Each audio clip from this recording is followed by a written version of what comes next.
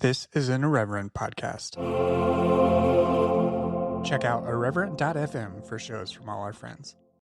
1 Corinthians warned you about the women with a loud mouth, and this podcast is just that. Here at the Speaking in Church podcast, we talk all about the regular people and the things that regularly happen to them in the evangelical church. It's a podcast about change, it's a podcast about seeking moral high ground, and it's a podcast for people who are just trying to deconstruct on the safe side.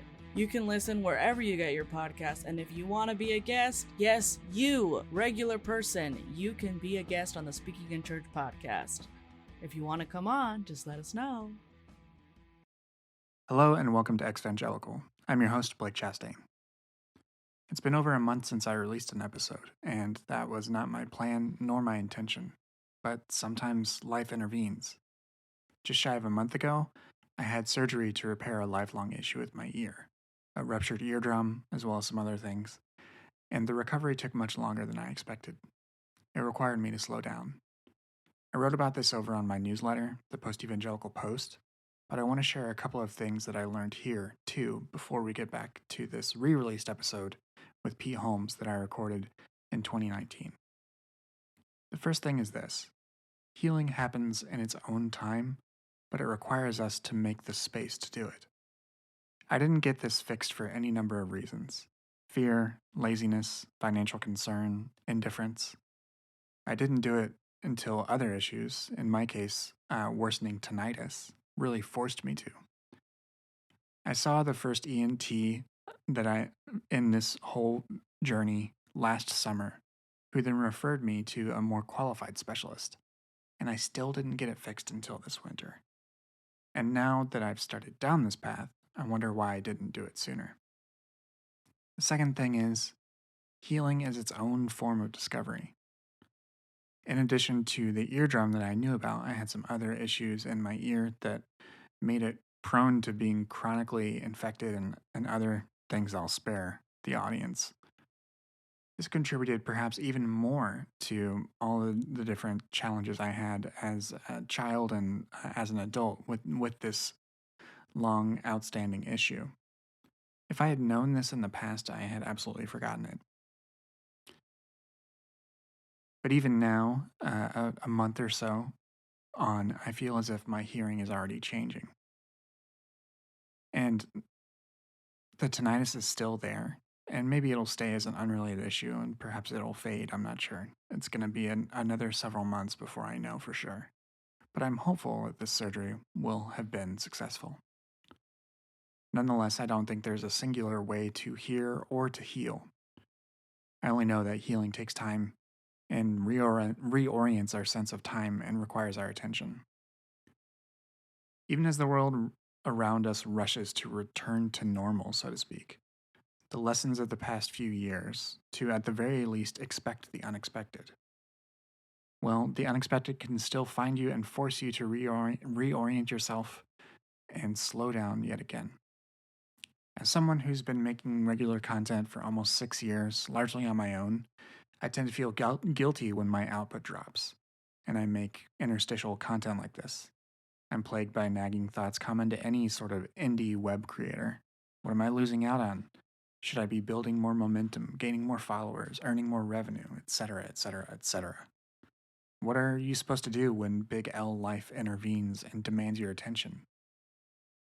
That's where the economics of the internet, built on monetizing attention and extracting value from engagement, run counter to more basic human needs to feel solid and whole. In my mind, I'm thinking of the Buddhist notion of solidity as presented by teachers like Thich Nhat Hanh, which is very different than the primarily disembodied experience we have when we're online. By and large, healing isn't done in public, and by and large, when we think of being online, we think of public spaces. And it should be normal and acceptable for public creators and any individual who contributes to the networked publics of social media to sometimes take time away. I hope that by talking about it this way, I can contribute to that normalizing. For what it's worth, I think that my desire to extract an object lesson from all of this experience provides pretty strong anecdotal proof that this is the only world in the multiverse in which I'm not a pastor. Meanwhile, even though I've been slow to publish, I've still been collecting interviews. I have 6 that are waiting to be edited. I've been working on a book, writing newsletters, working full time, parenting, and more. This work means a lot to me, and that's why I take my time to do it. If you find it meaningful, please consider supporting my work via Substack over at postevangelicalpost.com. This show, Exvangelical, is a production of the Post Evangelical Post, a publication about belief, technology, and society, with a focus on white evangelical influence in American society. Much of this audio essay appeared as an entry there, which I'll link in the show notes. In addition to Exvangelical, I also have a text series called Shaped by Tools and a book series called The Good Books. And you can subscribe to my newsletter for free, and there are also paid tiers available at $4, $6, or $8 a month. Supporters receive ad-free podcast feeds to Exvangelical and Powers and Principalities, as well as subscriber-only content and Discord access. I donate 25% of net revenue to organizations that serve populations harmed by white evangelicalism, including Tory Douglas's White Homework and the Religious Exemption Accountability Project. While exvangelical and deconstruction content is certainly being widely discussed right now, bear in mind that this work is largely self-funded and is pushing back against evangelical entities like the Gospel Coalition that count their annual revenue in the millions. Your support will allow me to continue my work. You can learn more about that over at postevangelicalpost.com. You can see that in the show notes. All right, let's get into this interview that I did with Pete Holmes back in 2019. I will be back with new episodes very soon. Like, as I mentioned, I've got a half dozen that just need some editing love, and then we'll be ready for you to listen to. All right, let's get into it. Hello, and welcome to Exvangelical. I'm your host, Blake Chastain. It's been a while. I'm glad to be back. I've got a really wonderful episode for you today because my guest this week is Pete Holmes. Now, if you're listening to this show, odds are you know who Pete is already. He's an actor, comedian, and author who's talked about his evangelical upbringing and spiritual path throughout all of his work. That includes his stand-up, his podcast, You Made It Weird, his HBO show Crashing, and most recently, his memoir, Comedy Sex God. I was really thankful to be able to spend just a little bit of time with Pete talking about his experiences growing up evangelical and then moving on and exploring things relative to atheism and Ram Dass and all across the board, all these things of just exploring the world of spirituality in a much broader and more open way. And I would have to say that if I think of one thing that really draws people to Pete, it is that openness, that sense of wonder and rapture, not in the Jesus take me away rapture, but just of being enraptured, that people just are attracted to. And it's really wonderful to have someone out there like Pete who has the audience he does and who talks about these things through comedy that is just very relatable, and I'm really happy to share this conversation with you. As always, there are a few different ways you can support the show. First, you can support the show via Patreon at patreon.com/exvangelicalpod. You can also rate and review the show over on Apple Podcasts or iTunes. And finally, you can just let other people know about the show. Yeah, let other people know if this is the first time you've heard this show. Check out the back catalog, listen to other stories of folks who've left evangelicalism. And if this is a resource that helps you, then please check out other episodes and let other people know about the show. You can follow me on Twitter at brchastain. You can follow the show on Twitter and Instagram at exvangelicalpod.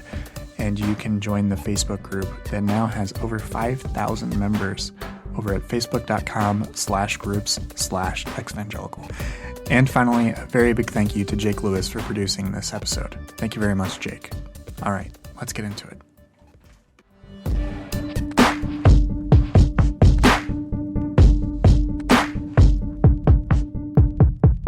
Hi everybody, welcome back to Exvangelical. My guest this week is the author, actor, and comedian Pete Holmes. You know him from his stand-up, The Pete Holmes Show, and the HBO show Crashing. He's also the author of the wonderful new book, Comedy Sex God. Pete, welcome to the show. Hey, thanks, man. Thanks very much for coming on, and I really appreciate it. I'm really thrilled to get to talk to you. A few years ago, when I was starting this show, actually, I was listening to yours, and you were talking to Kenya Barris, and you actually said, like, throughout that conversation, you're like, I wouldn't necessarily call myself an ex-Christian as much as an ex-evangelical. And so, Oh, like, wow. so when I heard that, and I like just started the show like within a few weeks and heard that, it was just really encouraging. Yeah. It's funny. I think you have a great title, and I think I might be misremembering, but I think at some point I had all these different ideas for titles for my book, and one of them was recovering evangelical or something. But it all seemed I love the name for your show. But for my book, it sounded too negative. Yeah, I yeah. love the title for a podcast, Right. especially because you get it, you can hear it, you get the Yeah. tone of it. It's sort of But punny. It's sort of punny, like a dad joke, you know. no, I like it. That's why I like it. Yeah, Yeah. it's evangelical. It's perfect. It's a really good title. But at one point, I think I coveted it. So I appreciate that. yeah, no, it's the only true compliment in the creative world. The only true compliment is I wish I had done that. That's right. Yeah. So one of my favorite ways that, speaking of when you talk about your sort of life and being a fan of your show, sometimes when you talk about your background, and one of your guests asks you how'd you grow up, and you just say regular, like regular Christian. Yeah, That's yeah. sort of your answer, and that sort of just fits perfectly. And I think anyone that comes from an evangelical background sort of gets that right away. That it's just assumed that that's regular, right? So. Right. I mean, if we were in Utah, it would have a different meaning. People would say, "How were you raised?" I would say regular, and everyone would know that I meant a Latter-day Saint, right? But I feel like so many people, I'm sort of making a joke that so much of the country is, it seems to me, so much of the country is evangelical or non-denominational, which is really what I was. It was just evangelical leaning. It just was. I don't know why we don't. That church doesn't call itself evangelical, but for some reason it sounds more open-armed to say non-denominational. You're an evangelical church. I don't understand why they resist that. If you have like a 9-branch mission system, you're an evangelical church. Like it's fine. Like why resist it? It's okay. Right. Yeah. Yeah. But that's sort of one of their tactics, right? Is for it to be a little just nondescript, and they sort of. Well, non-denominational sounds great. It sounds Right. really groovy. It's like you can be a Baptist or a Catholic or whatever, but no, you can't. Like you can't. It's not a high. I don't even say this like I'm not mad about it. You know what I'm saying? But like if you're Right. Catholic, you can't go to a non-denominational church and get anything that you're used to getting. Like there's not going to be. But if you're evangelical and go to a non-denominational church, you'll be right at home. Right. So that's the confusion. Yeah, Or if absolutely. you're Lutheran or any of those high churches, mine was very, as I say in the book, it was like, beige carpet that matched the congregation perfectly. We had the chlorine-filled baptismal right behind. It looked very modern. It was like a convention center.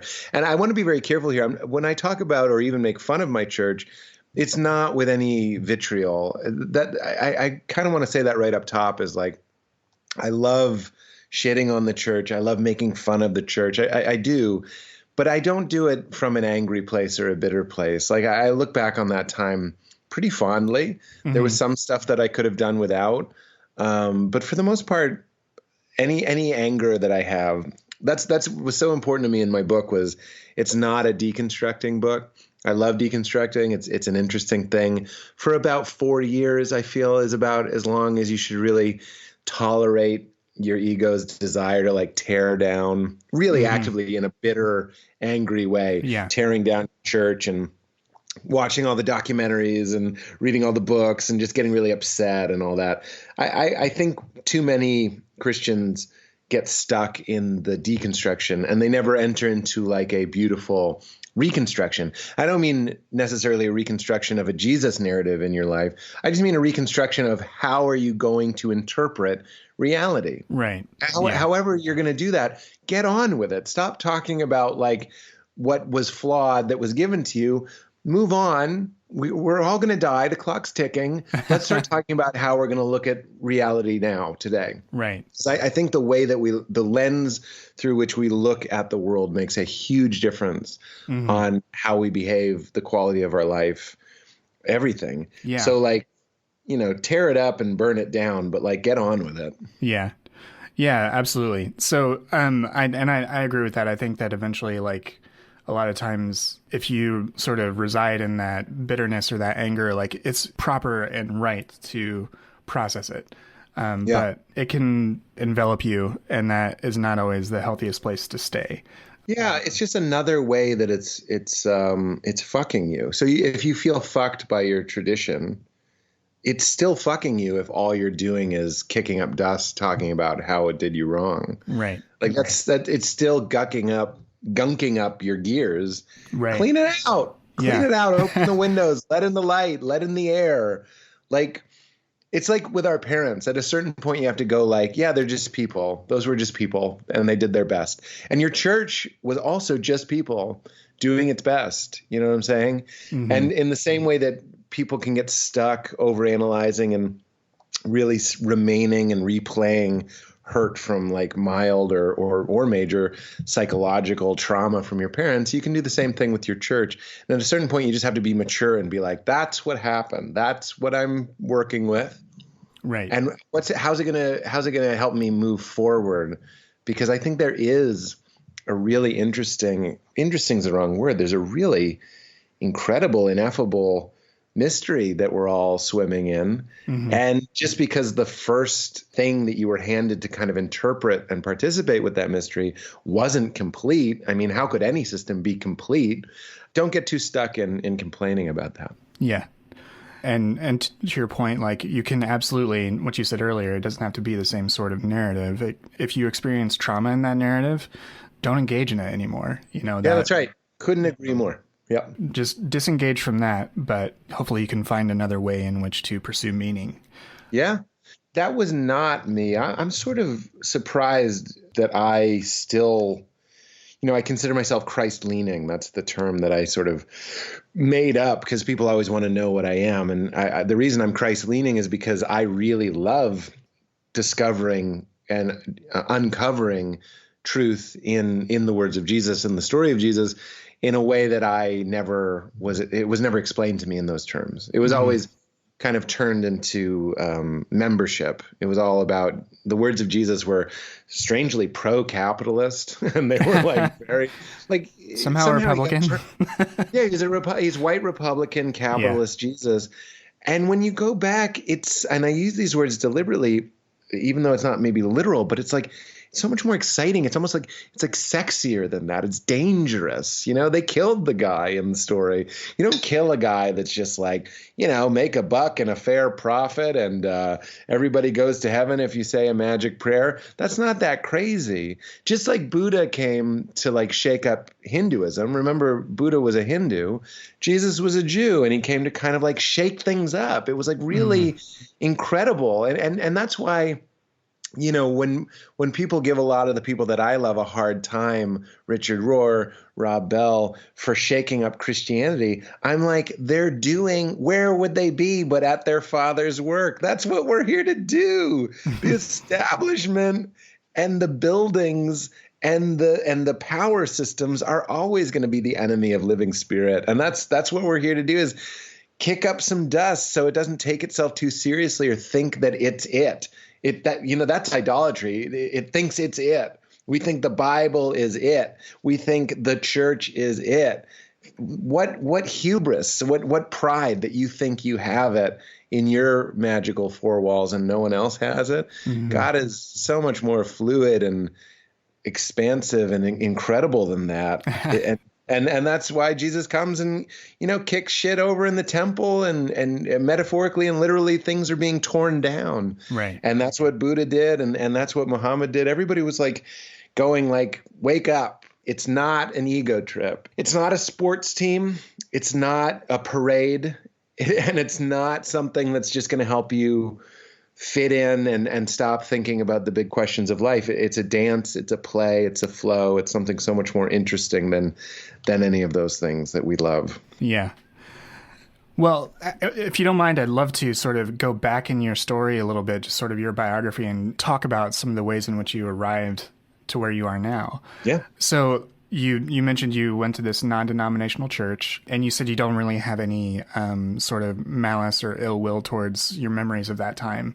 I have some. I just don't feel it anymore. You know what I Right. mean? Like, Yeah. I still have it, but that's a big thing for me. But we can get into it. What I'm saying is, if you want to talk about what I didn't like about it, it's still, those files are still accessible. We can still talk about it. Yeah. It just doesn't give me a knot in my stomach. You know what I'm saying? Yeah, it There was doesn't. a It doesn't time make that I your was blood like, boil, and it doesn't like. no. Yeah. I mean, they were doing what they thought was right. That's what I think is so interesting, and that's fine, and that was part of my story. But what is your question about that part of my story? Like, what would you Oh, like? yeah. Well, I always like to sort of understand where people's first, how they develop their own first framework of God and of the world and that sort of thing, as far as both within their church that they're in, but also just how they felt within that church. Yeah. Because some people feel sort of isolated, but some feel accepted. So where on that sort of spectrum was your experience as a kid, and then like, getting older into like youth group and that sort of Yeah. thing? I think it was a little of both, to be honest. It was like, I remember being young and just taking to the idea of God very quickly, and just not hook, line, and sinker like it was a trap. I just mean like, I'm in. You go like, there's a force that made this. There's a man that made this, basically. Yeah. Like, got it. I need to know what's going on here. And as I Right. joke in my book, like, people with keys to cars and houses and wallets and dress shoes and khakis told me that they had the answers, and grown-ups were the authority on everything. They told me to get, it's not that absurd to believe them when they said the Bible was it. If these are the same people that are sticking us with needles and, pulling out our cavities, like, it's like not weird at all to be like, I trust you. Right. So I took into it really hard. I have a memory of going to Sunday school, I think for the first time.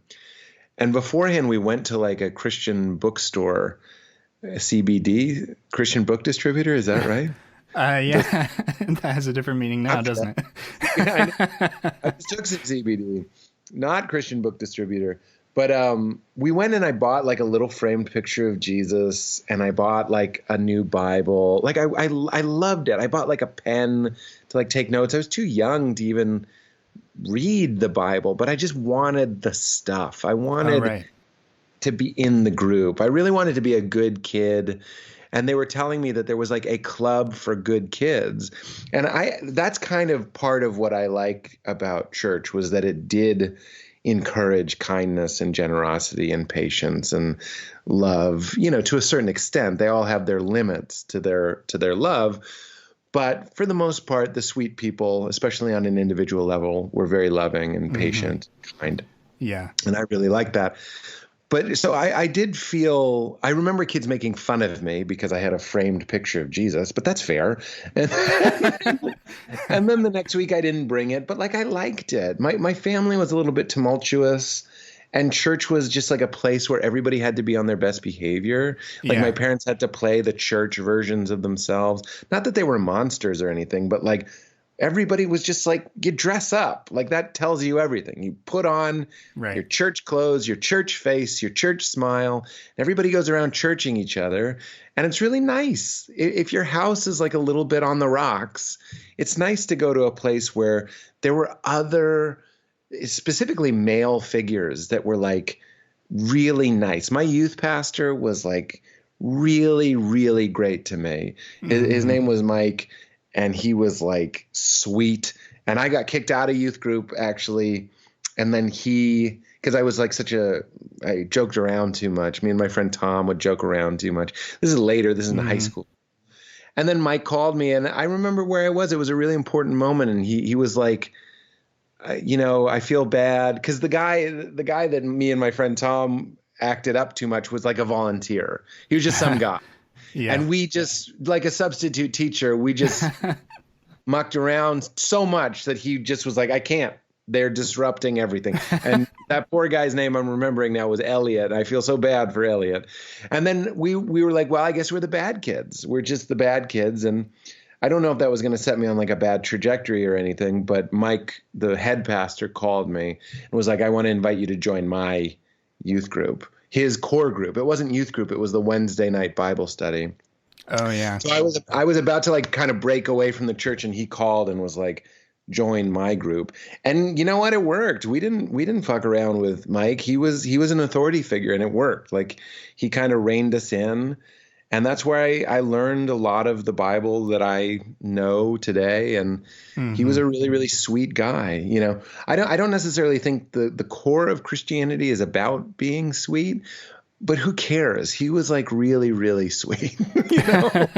Right. It can go a long way when you're a teenager to have like when a lot of adults just think you're by default just going to be either a pain in the ass or just a jerk to them or not listen to them. And we were bad. I mean, looking back, I was probably acting out because of intense anxiety on different fronts, school and a little bit at home as well. And then I think Mike saw that. I think he was like, I get it. And he was kind of one of the first, you know, not all the way, but he was close to like a father figure. I was like, this is a man. Do you remember like the first man you met that loved God? For some reason, like women, you were like, yeah, mom loves God. Like, because there's something feminine about it. It's nurturing. It's loving. It's emotional. Mm-hmm. But like when I met a man that was like, I can build a shed and I love the Lord, I'm like, for some reason that really meant something to me. Right. To see them surrender, to see this. Of course, I don't believe this, but like the strong one surrender to a God, it had more meaning to me. Right. Growing up in sort of like a patriarchal sort of system. Right. It allows for that sense of vulnerability that you don't really get around other men. Like, that's right. You know, like because of like men's groups and stuff, you know, you get up early and you drink coffee or whatever. But, you know, a lot of times it's like this small little spigot of vulnerability that men are allowed in evangelicalism to like be a little. Again, that's it. That's one of the good things. They can be a little. It's a place where like I would see my father tearing up at the music. And that was like one of the only places that I saw vulnerability was music in general with my dad. He'd also cry at Bob Seger, but like for some reason, the songs about a watching God helping and being with us and carrying us was very meaningful to him. And I'm just a vulnerability guy. I like that stuff. And I'm a, you know, the big questions kind of guy, even when I was a kid. Right. So I really like that about the church. Yeah. And it definitely, the way you mentioned it in your book is like the question of like, what is this? Like it seems like that has been with you for as long as you can sort of remember. Yeah. I like that people now say that to me, because even when you said it, it's good. It's helpful for me to just take a moment and go like, yep, that is, I didn't know that's what contemplation is. You know, Christian contemplative prayer isn't what we thought it was, at least what I thought it was, which was closing your eyes and asking really hard to have, you know, your asthma healed. I'm not putting that down. Go ahead and pray for your asthma to be healed. But that's not what contemplation is, or contemplative prayer. Contemplative prayer at its core is saying, why should anything exist? Why does anything exist? And it never fails, just now talking about it, it never fails to put me into the pocket. It gets me closer to what I would consider the kingdom of God, like that place of not knowing. Yeah. And it's not a scary place. The more you practice being there, it's actually a very vibrant, living, and safe place. It's the only safe place, because you start to transcend your ego. You start to go like, what is the piece of isness that is asking what is? That's what's eternal. That's what doesn't die. Pete dies. Blake dies. You know what I'm saying? Isness isn't going anywhere. Mm-hmm. So when you start to say, what is this? And then you start to ask, how is the isness that I am a part of what is? And could they be separate? That's where peace exists. That's really why I think my book is fairly practical, is it's like, it's kind of woo-woo, but like spiritual processes or spiritual beliefs are sort of the only way that I found lasting non-circumstantial peace. So it's not just about getting people to believe what I believe.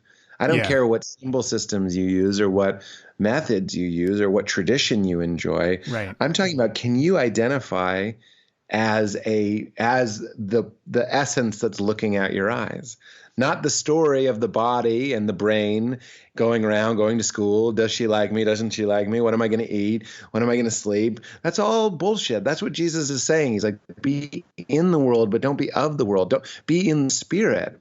Don't forget that you are it. Well, that's how I'm sorry I'm preaching now, but that's what I feel Christ is inviting us to, is Christ woke up to his interconnectedness with all things, and he's saying, go and do likewise. Join me and realize who you really are.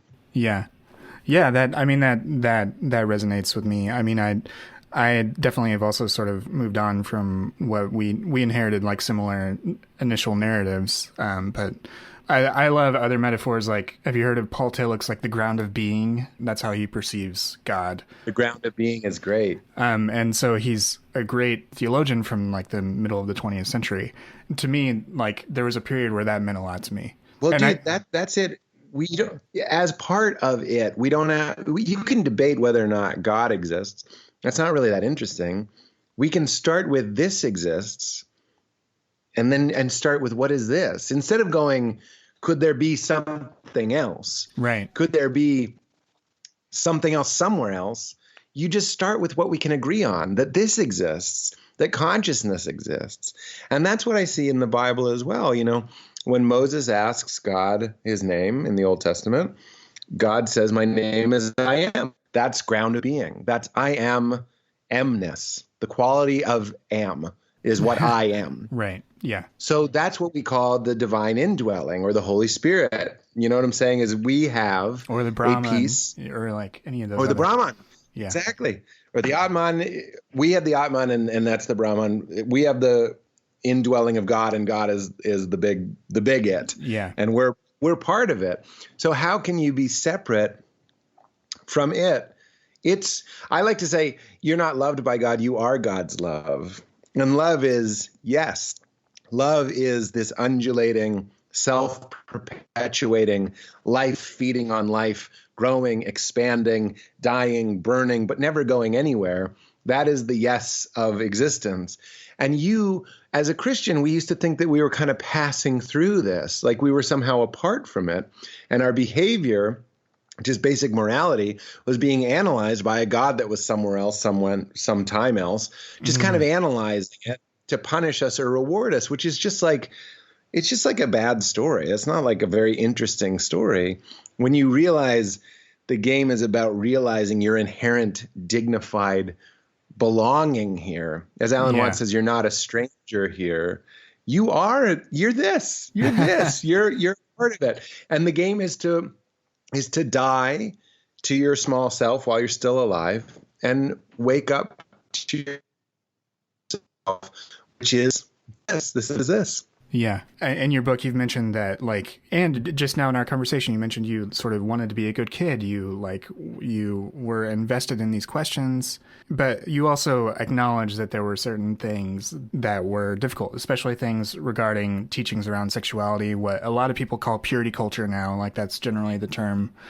And one of the parts that I loved in your book and just sort of related to was when you talk about, like, discovering these tapes that your older brother had, and you said, cut and shame, mend and lust. And how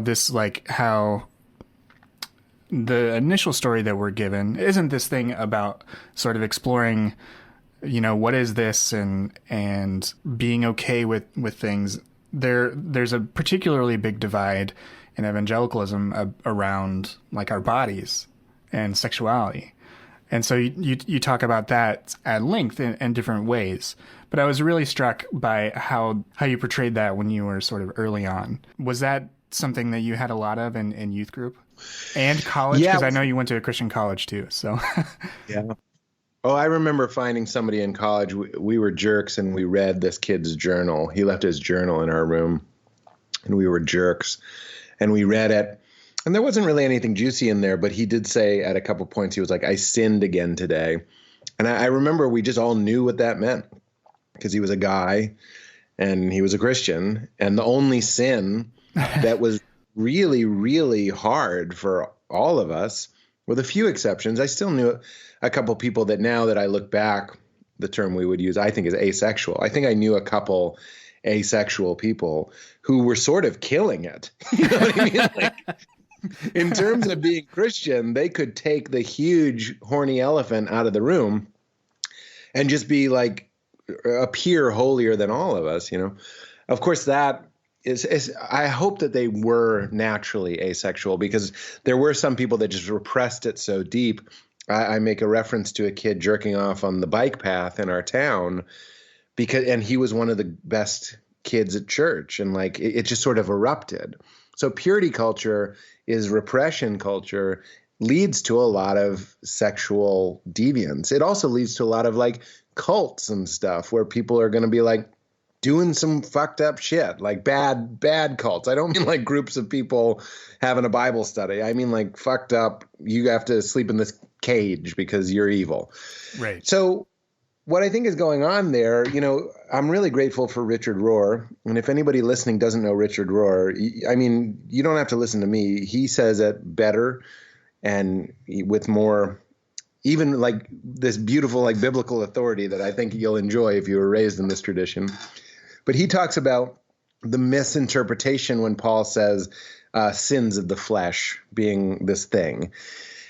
Richard, obviously, we all took that to mean sins of the flesh, like the sins you do with your flesh, meaning masturbation, meaning sex, meaning lust.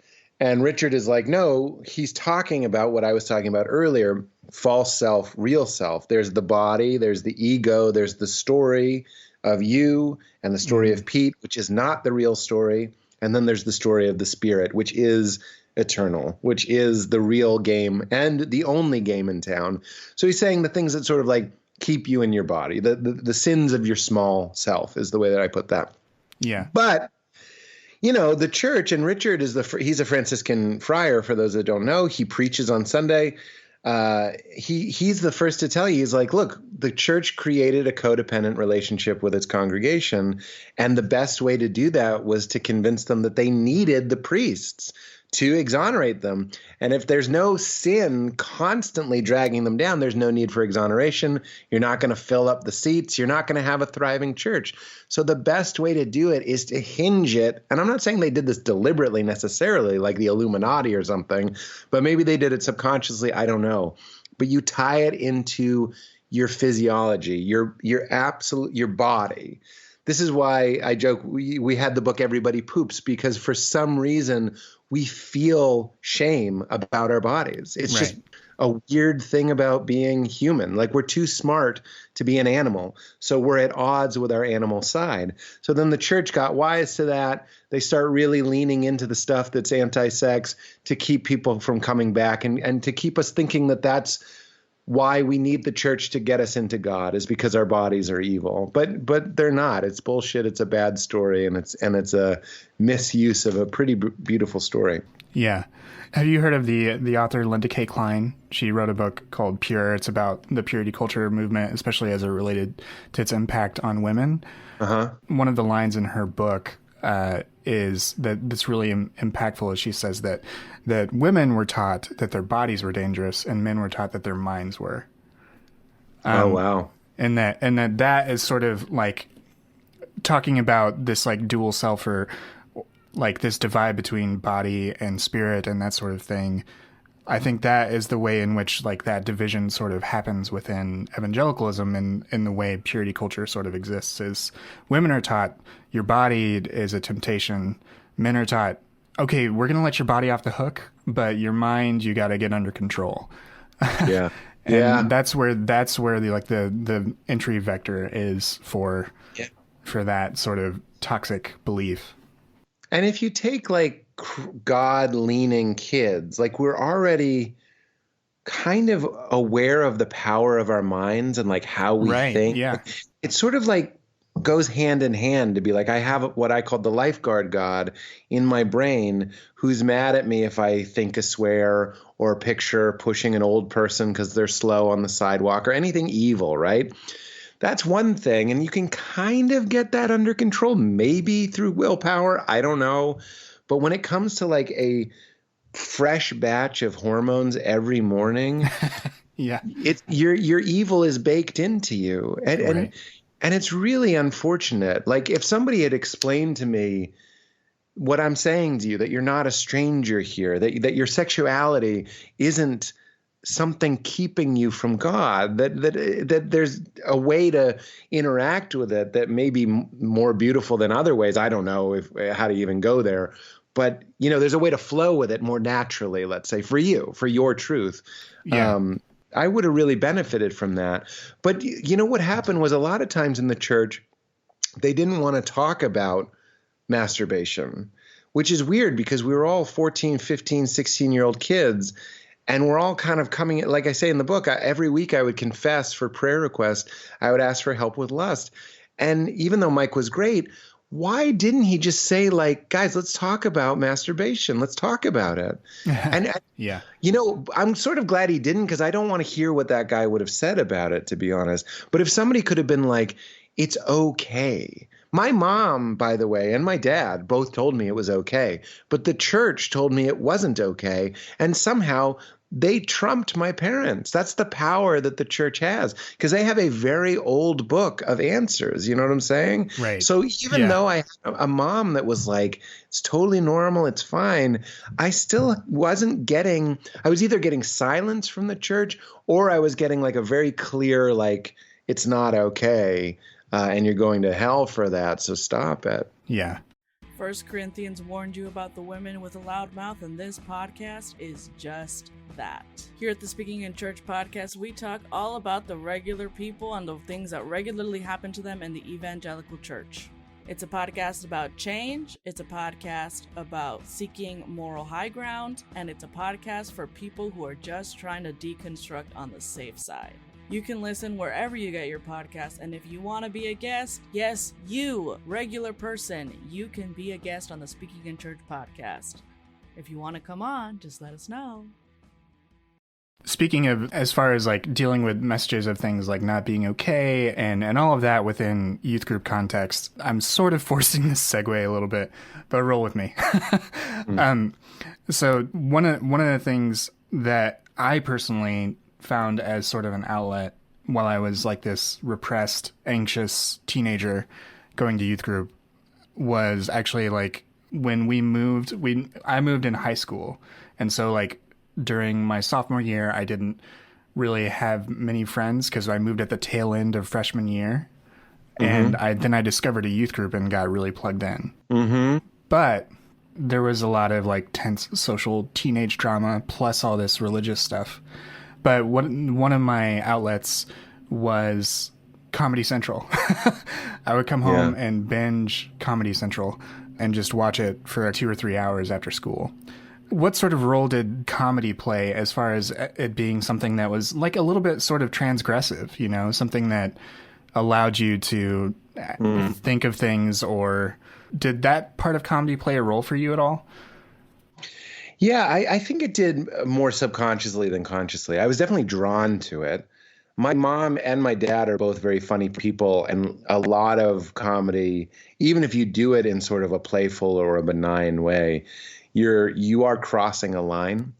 So I mentioned Rob Bell and I are very close friends. And one of the things that he noticed when we started hanging out 5 or 6 years ago was that comedians start where most people stop, Yeah. So my pastor is saying everything about lust, except he won't say jerking off. He won't do it. Right. And I sympathize. He's too awkward to mention it in a room full of young boys. Maybe he thought it was inappropriate. I don't know. He might have had a good reason. But comedians started jerking off. You know what I mean? Read my book. That's the whole thing. It's just like, I want to talk about I only want to talk about the thing that you're not supposed to talk about because it's an appropriate medium. I'm a comedian. This is a book. You can read it quietly. Nobody's going to hear me. It's fine. And I do think I was drawn to that, not only on Comedy Central, but in my parents and in my funnier friends, was that like the thing that you're not supposed to talk about. Like if somebody dies, like the comedian is the one that like my friend Brody Stevens killed himself, and they had this beautiful service for him. And like 3 or 4 of his friends went on, and they weren't comedians, and they were sort of droning on, kind of dry. And then Jeff Ross, you know, the roast guy, goes up and he goes like, with friends like these, no wonder he killed himself, and everyone dies, you know. And it's like it's such a crazy thing. But I was like, that's appealing to me. This is a role we can play where you're sort of free. That's what's really appealing to me about comedians, is that they're very free to sort of move in any direction and say the thing that you're not supposed to say, right? So if you take an upbringing like ours, I don't think it's a coincidence that we sort of started watching things that were like over the line. Even though I probably did think some of it was inappropriate, I was also probably like going to the like, you know, you go to the circus, some of it's supposed to be like shocking and gross you out or frighten you. That's probably how I was watching comedy. I was probably shocked. I was probably frightened, but I was also very intrigued. Right. And like and then when I found, what's that? Oh, sorry, just like a little teenage kid like clutching pearls because it's so exactly. That's right. My monocle falls out. Yeah. But once I found, you know, they played Bill Cosby, controversy noted.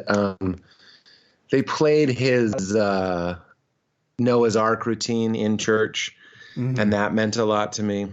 My mother used to put the comics out, the funny pages out from the newspaper. That meant a lot to me. They encouraged us. They took us to see Cosby. They took us to see, like, comedy still in my family, even apart from me, is like a value. It's like, it's good. It's like I said in the book, it's like lighten up is like something they say all the time. They'll make a terrible joke, and if you don't laugh, they're like, lighten up. Like it's on you. So even though they were religious, my parents' humanity sort of spills out from them. They are not like uptight. They are not. I got it from the church. I didn't get it from parents. The church went out between influences to make me a little bit more conservative. So anyway, then you know, when I found Seinfeld and I read his book Sign Language, and even that my mom would like get it for me was cool. And I remember he had a joke about Adam and Eve in there, and I showed it to my mom with such pride. Like, look, here's like a clean joke. It's about the Bible. And I read it to her. She laughed. And so I'm sort of getting this message that it's okay to be funny. And if it's okay to be funny, like everything's kind of okay. It's really beautiful. Like if you can laugh about it, it's sort of okay. And then you can kind of laugh about your fears and your doubts. And I started watching Pryor too. That was way too advanced for me. Like he's talking about smoking crack and you know, prostitutes and stuff. I wasn't ready for that, but I was ready for, you know, baby steps along the way. Yeah. So you have this sort of mix of catharsis, but then you sort of have this, the way you talk about it in the book, and I think this is something that a lot of people within evangelicalism or who grew up this way, sometimes it teaches you to be a little timid, I guess. And one of the things that it teaches you that some people are a little afraid of is like regular college. You know, what if you drift away from the Lord if you go to a state college? And so I chose a Christian college because I thought I wanted to be a pastor. That didn't work out. Me too. But, and yeah, like whenever I first heard you tell your joke about this is the only universe in which you aren't a youth pastor, like that one really resonated with me because like there's a very good chance that's true. Yeah, I'm sure. So you go to Gordon. What was your experience there like? And then I do have a couple like minutia questions about what was sort of the rules of the road and everything there for students. But yeah, I'll do you one better. I remained afraid of universities for maybe 10 years after Gordon. I mean, because I'm a comedian, so I would perform at like the University of Michigan or something. I remember doing a show with the Sklar brothers at the University of Michigan specifically that was on St. Patrick's Day, and the whole campus was just like on fire. And I was Right. so scared of it.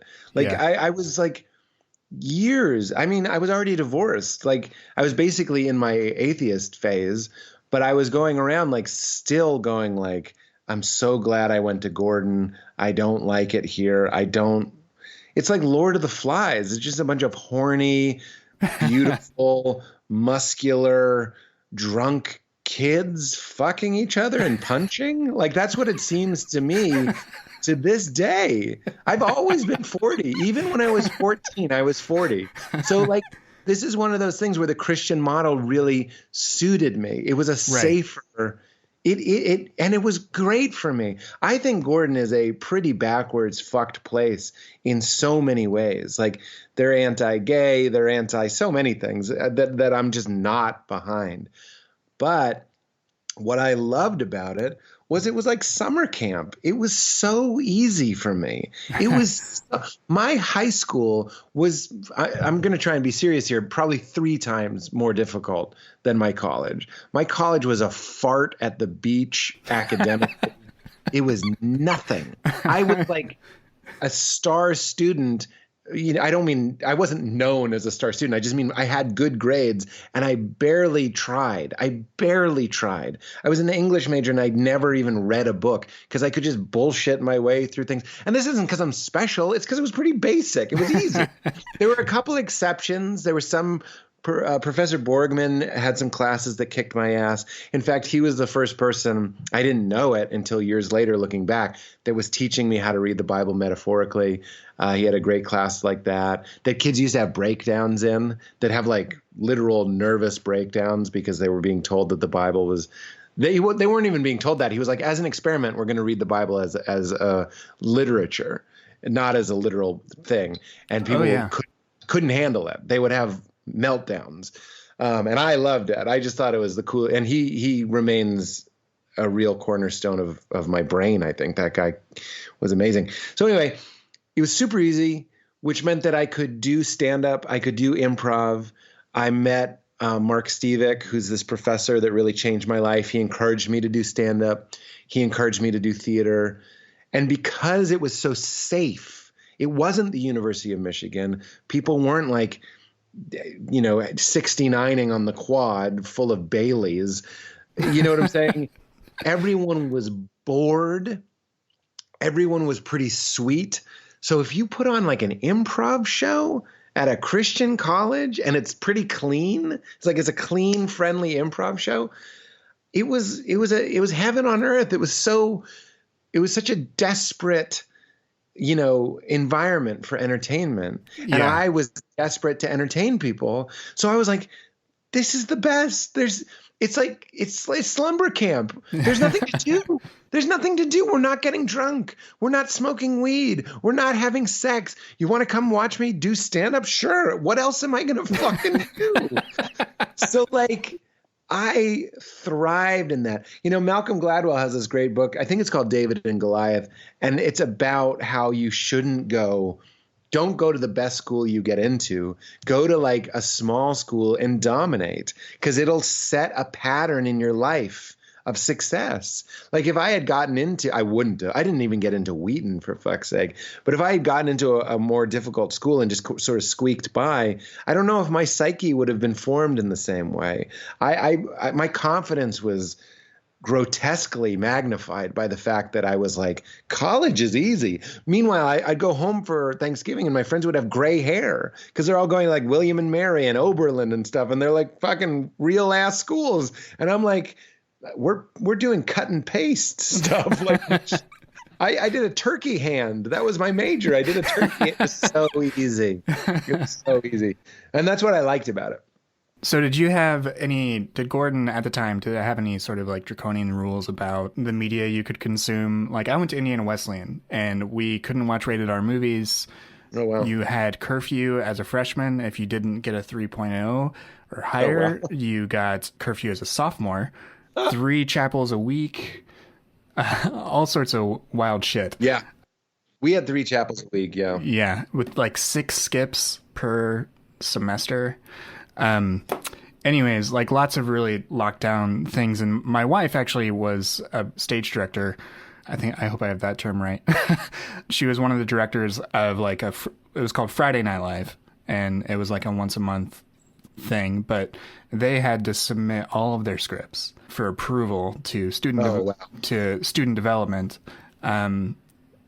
basically as censorship.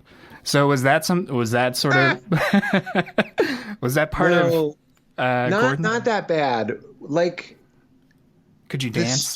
the students sort of governed ourselves, right? Like if I put in Terminator 2 or something, it would have been another student that would have been like, I don't know if that's keeping your mind on what's good and right and holy. You know what I mean? Right. Like, so I noted, like, we had open dorm, like you could only be in a girl's room for like a 3-hour window, 4 days out of the work week. And I would complain about that. And other students would be like, it's for our own good. It's like, it's to keep us out of temptation. So it wasn't really like, there wasn't a big brother. It was ourselves. Like it was self-governed. Right. Like looking back, if we had been open to it, the RAs were just other students. Like we could have been doing whatever we wanted, but we were such good kids that like we would police ourselves. Like, what are you talking about? Like, Yeah. there's no limits. Like you got to leave the room at 8. Why? Who's going to tell? Brian? But the problem was Brian would tell. But if we could have like convinced Brian, like there's a good National Lampoon movie about like a very socially smart kid that goes to a Christian school, because you're basically 5 conversations away from having a utopia. You know what I mean? Where it's like, just don't report me. Just don't report me. It's okay. And if you can get some Bible verses in there and explain why they shouldn't report you and why it's okay.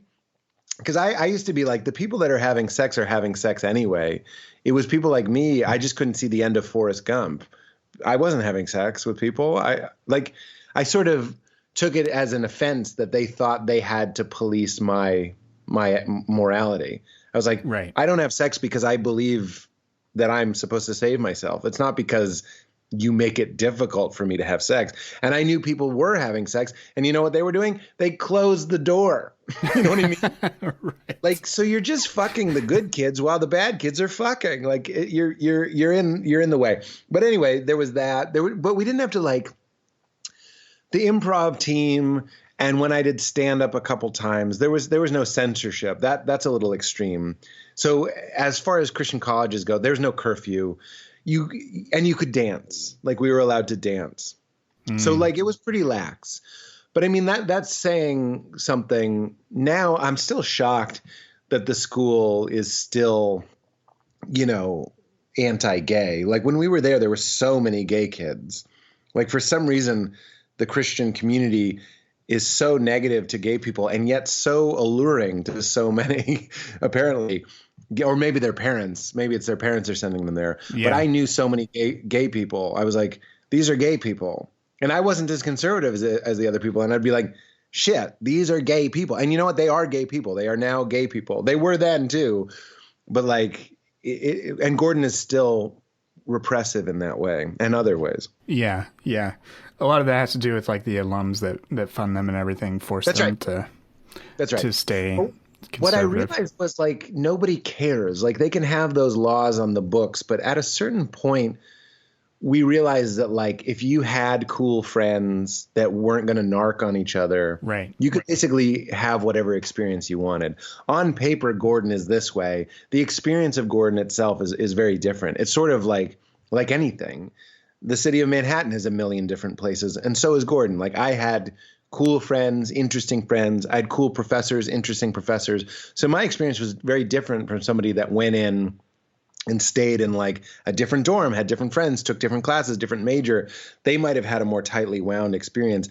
Mine, when I look back on it, I remember it fondly, like being fun and easy. And to your point, I was scared of drinking and drugs. I'm glad I don't think this is necessarily religious, but I'm glad that I didn't drink. I'm glad that I didn't do drugs. I'm glad that I had the gift of boredom, because that's when I started studying improv, and that's when I started writing stand up. Hmm. If I smoke pot from time to time now, not very often, but maybe once a month or something. And if I had smoked pot when I was in college, I don't know. This sounds so conservative. I have no judgment. I'm just saying for me, because I'm kind of an addict behavior. If I had smoked it in college, I don't know if I'd be where I'm at. Just because I'd just be like, this is fine. I'll just work for my dad and smoke weed. Like, I really think that might have squashed me a little bit. Yeah, and that's fair. And that's just you knowing yourself. That's me. That's me. Right. I don't think you should be told not to do it, but I chose Gordon, and I'm really glad I did, just because it was a bubble and it kept me bored, and it basically burned off a couple of my early 20s years where a lot of dumbass mistakes are getting made. Right. Yeah. At college, you meet your wife and you move to Chicago, and then this is a big turning point in your life and in your book, where you go to Chicago and you go to New York and you spend time, and then eventually that marriage ends. Yeah. The way you say it, you describe the affair that led to the divorce as tearing a hole in your heart, and that more than a hole, it was an escape hatch, and that you climbed through. Yeah. And that is this major trauma that you experienced in your life that led to a lot of changes. So Yeah. that period of your life, how did that call into question the sort of things that had been so present in your life before?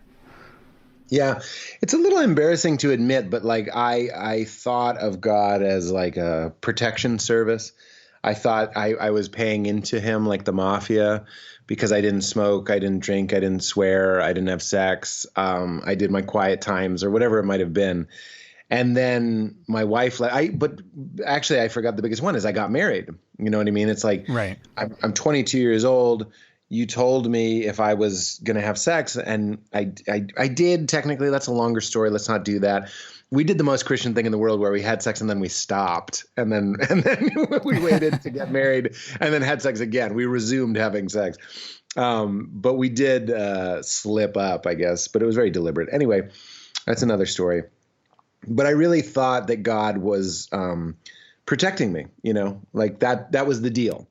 It was an if-then situation. If I behave, then God will keep me in the good life.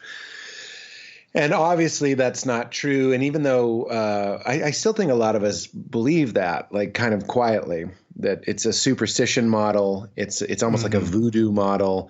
It's also very much like the Santa Claus model. It's also a very Greek God model. A lot of our understanding of Yahweh and Jesus is Greek. It's like don't anger the gods, right? Yeah. There's a man. When we say there's a man on a cloud with a beard, we mean Zeus. Like, we got that from Zeus. It's Right. not in the Bible. I know God moves around as a cloud, but there's no man on a cloud. That's fucking Zeus, dude. So it stands to reason some of the other Greek stuff would come along with that, meaning like be good otherwise. And, you see that in the Old Testament too. It's like, don't have gods before me, and I'm going to wipe out the priests of Baal and all that stuff. So I wanted to be the good priest, not the priest of Baal. And then the thing that I made for him, my marriage, he doesn't even protect. You know what I mean? It's like I bought him a car and he left it unlocked on the streets in the bad neighborhood. Like, what are you doing? I worked hard to get you that car. You just left it running in a bad neighborhood. So it made me, I didn't know at the time, but it made me re-examine and start to look for a model of the universe that included suffering. And I don't think my church, I can't speak for other people's, because there are beautiful sects of Christianity, I'm sure. Mine was not a good one when it came to suffering. In fact, when my wife left me, one of our associate pastors just said, "I'm sorry, we're not very good with suffering." He was a beautiful man, and that was a nice thing to say, because they weren't. And I don't blame them for that. But like, that's when you start getting into it. It stands to reason that like Buddhism, Hinduism, Taoism, and then also mystical Christianity that have like a deep appreciation for suffering as being the curriculum to divine union. Of course, you Yeah. see it in the life of Christ itself, that he's rejected by his friends, that he's tortured, that he's killed. And we saw that as something like a good friend, like we were all stuck in a tunnel and one of us has to swim out and push a button and rescue us, but he's going to die in the process. That's how we saw Jesus. He was the guy who like took it on the chin, and he's going to swim. He's going to Right. save, but he's going to die in the process, but he's going to save us. And he's going to do that so we don't have to do that. Now, of course, I see it as he's doing it to model to us that that's what we all have to do. That suffering, internal spiritual suffering and external circumstantial suffering, is the curriculum, is the sandpaper that makes you wise, that makes you wake up. But I didn't have anything for that. I just had God was asleep at the wheel, and he didn't hold up his end of the bargain. So once I saw, it's very Western, it's very achiever oriented. But once I saw that God wasn't paying out, I was like, well, then forget it. I was like, I wasn't like mad about it. I Right. was, but I wasn't like mean about it. But I was just sort of like, well, Just this let it doesn't go. work. I'm out. Yeah. I thought we had a deal. We don't have a deal. I am going to swear. I am going to smoke. I am going to drink. I am going to have sex, do all those things you're not supposed to do, because why not? You know, Right. I'm glad that I did all those things starting when I was 28, because my brain was so much more formed, you know, but I did. Once Yeah. my wife left, I didn't go crazy. In fact, there's a line in the book where I was like, I thought I was on a bender, but me on a Christian on a bender is just a regular person. You know what I mean? Like I'd be at a bar at midnight and I'm like, did your wives leave you too? And I'm like, no, this is what people do in New York. They get drunk and they have sex with each other. That's what people are doing. Yeah, and then you have this period where you're just not engaged because you didn't have anything to engage with. Like the narrative you had didn't go there; it stopped, and you sort of went beyond it. Then you talk about like taking mushrooms, and then that sort of reignites this question for you. Like the things we talked about earlier that had always sort of been there. This like, what is this, and sort of the wonder aspect of spirituality, the reverence of it, The rapture. Yeah. yeah. When that happened, what propelled you to, instead of necessarily finding things or trying to go back to something like Christianity or at least evangelical style Christianity, what led you towards the path of like Ram Dass and Richard Rohr and all these folks that you've talked about and written about? And just because to me it's so far removed and such another entire world of spirituality that it's hard to I don't know, it's hard to bridge that gap, but I think it's a necessary one for a lot of people, and it's really helpful. You mean to Ram Dass? Yeah, or because I know you've read a lot of different spiritual teachers. Yeah. But what was it that led from when you started really asking these questions again to finding a teacher like Ram Dass? I do want to speak to that kind of your last point, though, is that like I was actually texting with a friend of mine, and he was like, I told him to read Eckhart Tolle, The Power of Now, right? And it's a great audiobook. And it's just, I think it's essential. You can absolutely be a Christian. You can be an atheist. It doesn't matter. It is a must read, I think, and a great listen. And then he was listening to it, and then he said, then in his car, he was listening to Joel Osteen. And Joel Osteen was saying, he said, not a similar message. He was saying the exact same message, which is basically, now is all we have. God and truth and light and love and peace and joy are only ever in the moment. And the real devil is thinking about the future or replaying the past. And that's taking us out of the kingdom, right? Mm-hmm. So to people that are listening that are like, it might always, for you, Blake, it might always be a little too woo-woo to go Hindu. I understand. like I get it. Like right. Monkey gods and elephant gods and all that stuff. It's not for everybody, and nor should it be. It doesn't have to be. But I'm so happy to say that there are these intermediaries in between these extremes, and some of them are Eckhart Tolle, if you want something that's not specifically Christian. So if people are listening and they're true evangelicals and they don't want too much Jesus in there, but just enough to keep them going, then read The Power of Now. And then if you really like the Christian tradition and you want the exact same stuff that Ram Dass is talking about, pretty much 99%, just read Richard Rohr. Just listen to, go on iTunes and listen to False Self, True Self. It's a series of lectures by Richard Rohr. Change your life. Listen to Sermon on the Mount by Richard Rohr. It's also on iTunes. It'll change your life. It's unbelievable. It's all in there. Right. This guy's been slinging hard, crazy truth since like 1985. And it seems so like new and like we're the emergent church and like, dude, get out of here. Like Richard was saying, like when Rob, and I would say this if Rob was in the room and he would agree, Rob writes Love Wins and everyone goes crazy because it's this new idea. Richard was saying the same stuff. A lot of people were saying the same stuff in the early 80s, in the 70s. You know what I mean? Like this has been with us. And there's a lot of different doors into the same room. Mine happened to be Ram Dass, and then I kind of found the other guys. And you mentioned it had a lot to do with psychedelics.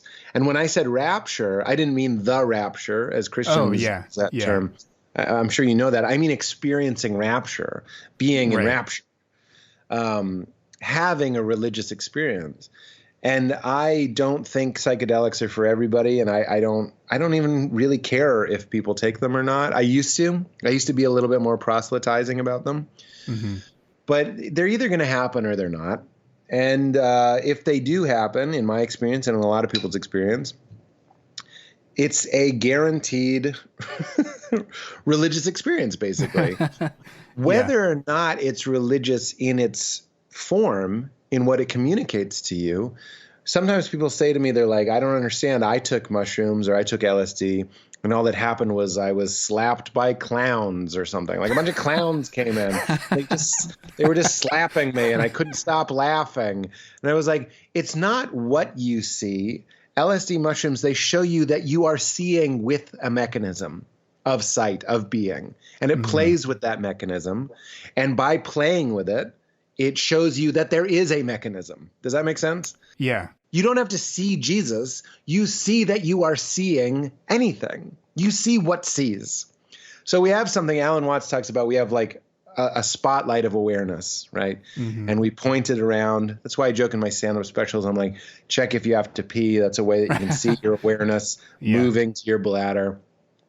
Meditation, mindfulness, contemplation, and mushrooms are all a good way to get the light to point at itself. When does what's looking look at itself? That's mysticism in a nutshell. And my first mushroom experience wasn't overtly religious. It was only later that I looked back that I realized that it made me have an ineffable, meaning you can't talk about it, experience. And then that softened a rather calcified part of my brain that had written off the Bible. And it said, well, maybe the people that wrote the Bible were trying to communicate something that is also ineffable. Because if a psychedelic experience is ineffable, it's very likely that a God experience is also ineffable. Hold on, my wife's coming in. Oh, sure. Hi, Mama. Hey, didn't know if you were. Hi, who you baby. are. It's okay. Oh, hi, Lee. You want to see? Hi. Oh. Oh, hi. Hi, nice to Sorry meet you. for us. Oh, you're fine. You're totally fine. Hi. My daughter is at my in-laws for the week, so I'm missing her. Oh, sweet. Yeah.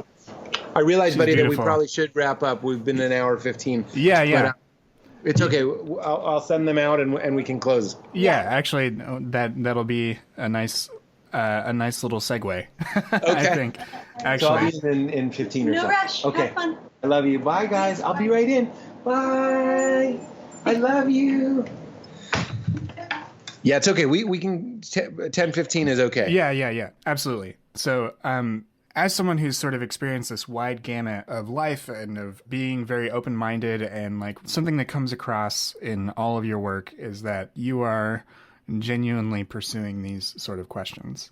And it comes across in Crashing, and it's very cathartic for folks like me who grew up in this sort of environment and and felt that same sort of way to like see that mirrored back in your work. Yeah. And that means a lot. I really appreciate that, man. Thank you. Yeah.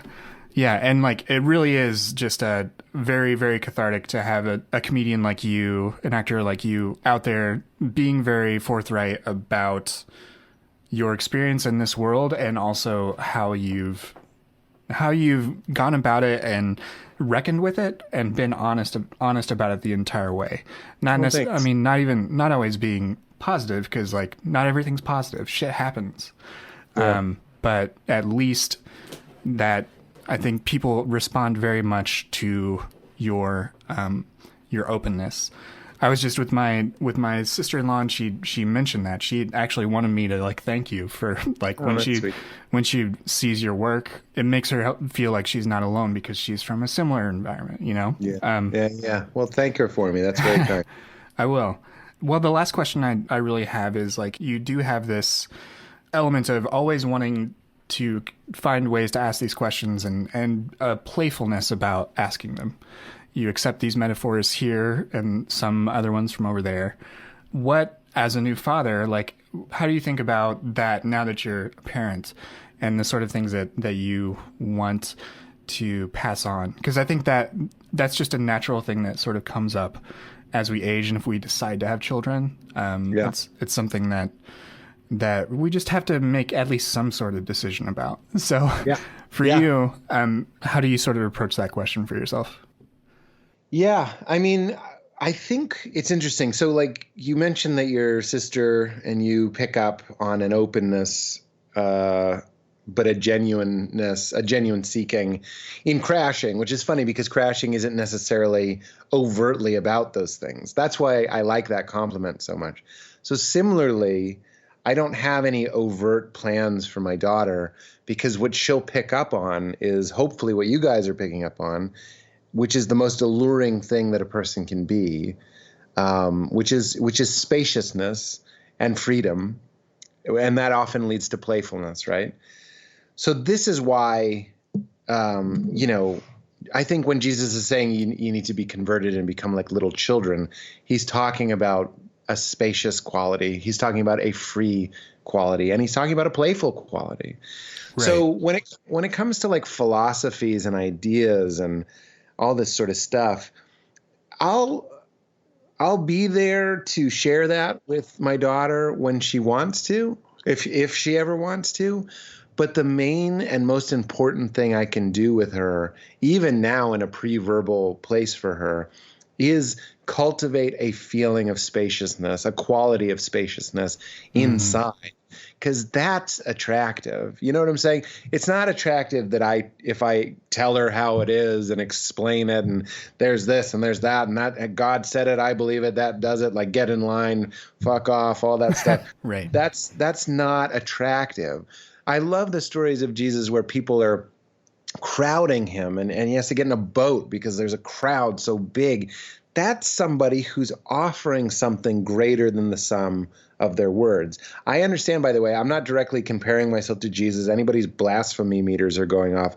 I'm just saying, go and do likewise. There's a way to work on our hearts to become free, to become loving is another way to say it, to become spacious is another way of saying it, right, that is attractive and learnable. That being said, I mean, we'll probably, I wouldn't be surprised if we start with some pretty fundamental, Christian-leaning stories that will help her and guide her. We'll have to see how that goes, because this is a little bit cheesy right now.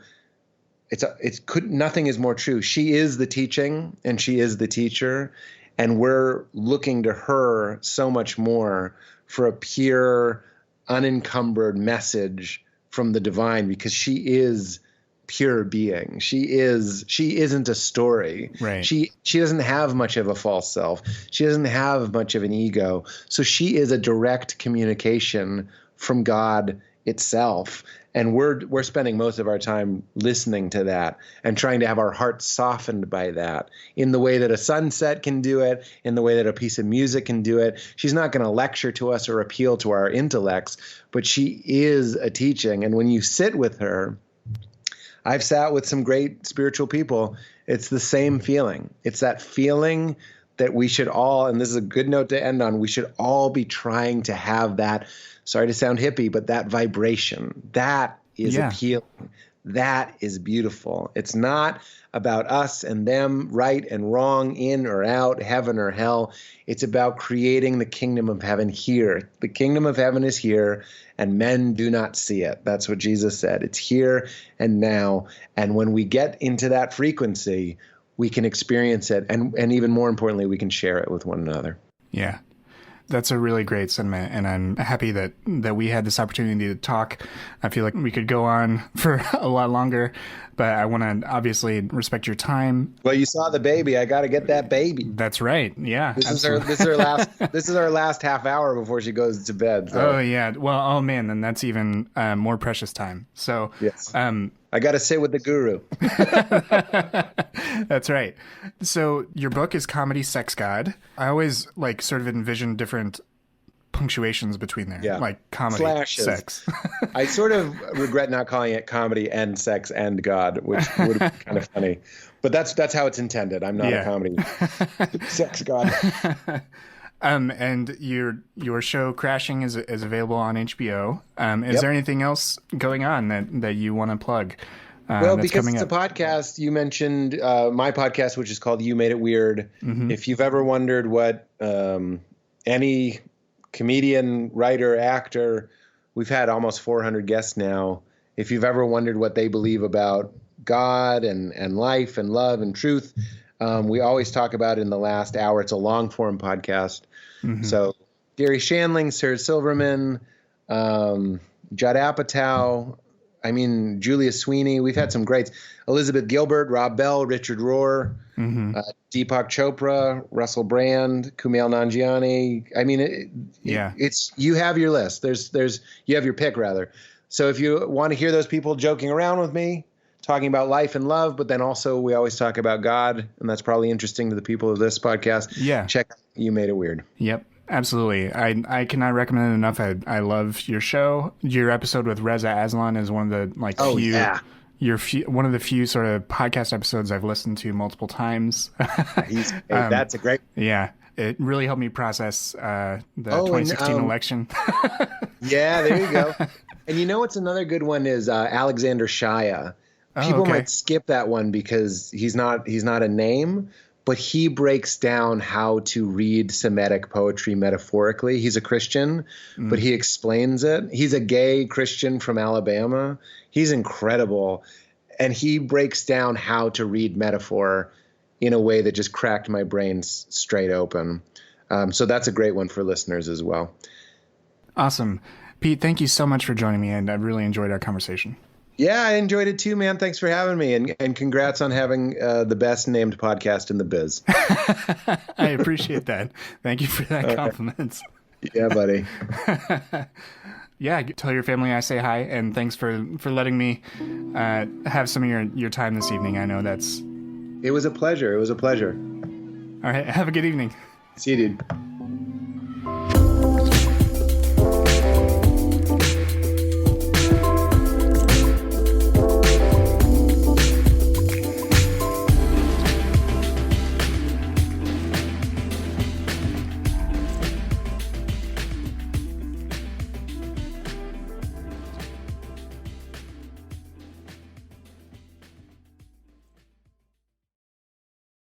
First Corinthians warned you about the women with a loud mouth, and this podcast is just that. Here at the Speaking in Church podcast, we talk all about the regular people and the things that regularly happen to them in the evangelical church. It's a podcast about change, it's a podcast about seeking moral high ground, and it's a podcast for people who are just trying to deconstruct on the safe side. You can listen wherever you get your podcast, and if you want to be a guest, yes, you, regular person, you can be a guest on the Speaking in Church podcast. If you want to come on, just let us know.